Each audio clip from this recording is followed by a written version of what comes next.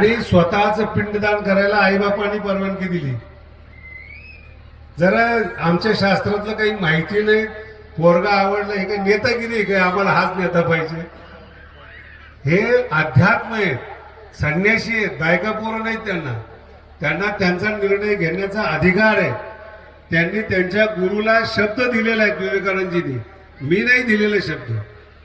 ते त्यांना फोन केलेला आहे, त्यांनी त्यांचं म्हणणं मान्य केले, मी मध्यस्थी फक्त. उद्या यांनी नाही म्हटलं असतं तर मी थोडंच प्रेशर केलं असतं त्यांना.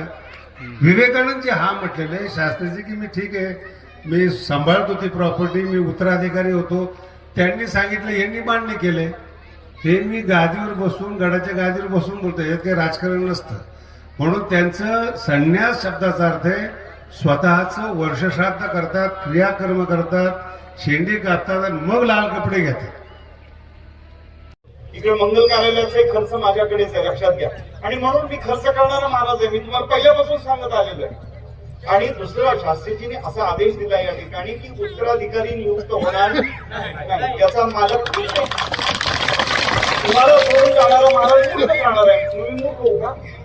तुमच्या या प्रेमाला एवढी ही संपत्ती सोडून मला सांगा, एवढं हे प्रेम सोडून कसं काही मी जाईल? अजिबात जाणार नाही, लक्षात घ्या. मी तुमच्या या प्रेमाचा कधीच अवमान करणार नाही, लक्षात घ्या. म्हणून काहीतरी डोक्याचे गैरसमज आहेत ते काढून टाका. आज सगळी